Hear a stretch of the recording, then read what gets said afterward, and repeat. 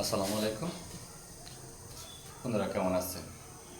আজকে আমি আপনাদেরকে বৃত্তের বিভিন্ন অংশ নিয়ে আমি আলোচনা করব। বৃত্ত কী এবং বৃত্তের বিভিন্ন অংশ সম্পর্কে আমি আলোচনা করব। প্রথমে আসা যাক বৃত্ত। আমরা প্রথমে আলোচনা করব বৃত্ত কী। বৃত্ত হচ্ছে একটি আবদ্ধ বক্ররেখা যার প্রত্যেক বিন্দু ভিতরে একটি বিন্দু থেকে সমান্তরে অবস্থিত। বৃত্ত হচ্ছে একটি আবদ্ধ বক্ররেখা যার প্রত্যেক বিন্দু ভিতরে একটি বিন্দু থেকে সমান্তরে অবস্থিত। তাহলে আমরা এখানে একটা বৃত্ত দেখতে পাচ্ছি। এর ভিতরে একটা বিন্দু আছে। এই ভিতরের যে বিন্দুটা সেটা হচ্ছে কেন্দ্র। এটাই হলো কেন্দ্র।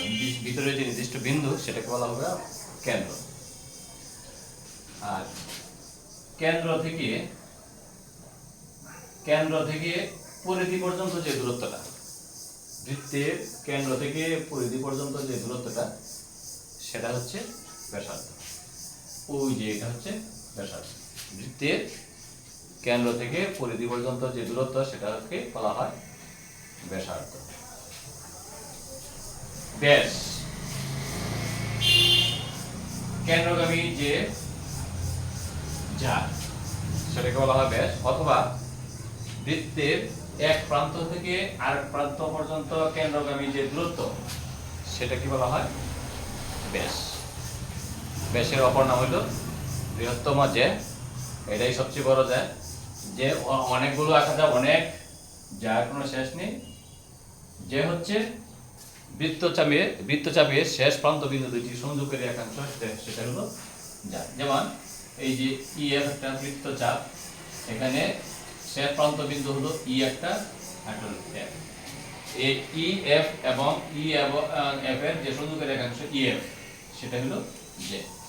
তদ্রূপ এবিও একটা যা, তবে এটা সবচেয়ে বড় যা, এটাকে বলা হয় ব্যাস। তাহলে বৃত্তের বৃহত্তম যা হচ্ছে ব্যাস। পরিধি, একটি বৃত্তকে যে বেষ্টনী দিয়ে বৃত্তটি আবদ্ধ হয়ে আছে সেটা হলো পরিধি। এটা হচ্ছে পরিধি। তাহলে আমরা কি পেলাম?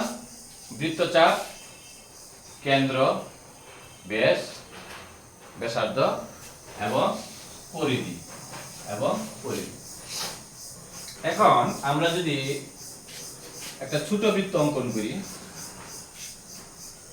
এবং এই ছোট বৃত্তের কেন্দ্র এটা হলো ব্যাস। এখন এই পরিধিকে যদি আমরা ব্যাস দিয়ে ভাগ করি আর একটা বড় বৃত্ত অঙ্কন করলাম, সেটারও পরিধি, এই পরিধিকে যদি আমরা ব্যাস দিয়ে ভাগ করি তাহলে এই ভাগফল আর এই ভাগফল সমান হবে।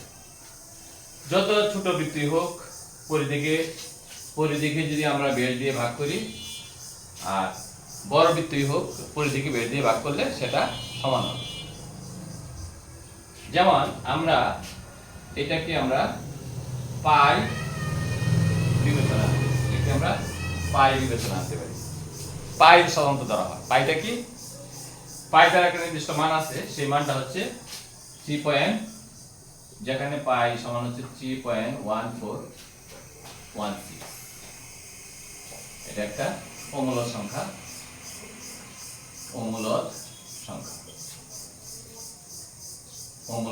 যদিও এটাকে 22/7 আকারে আমরা প্রকাশ করি,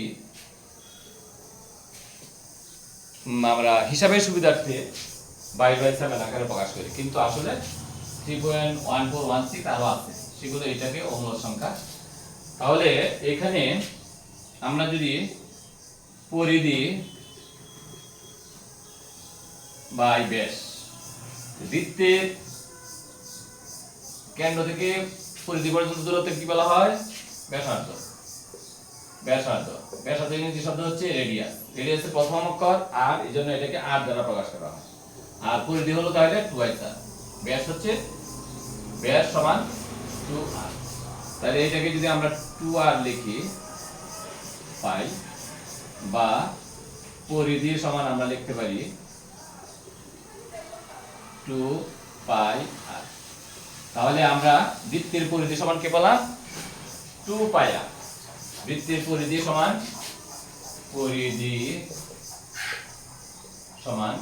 2πr।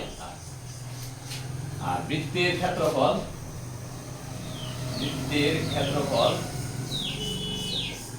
পাই r²।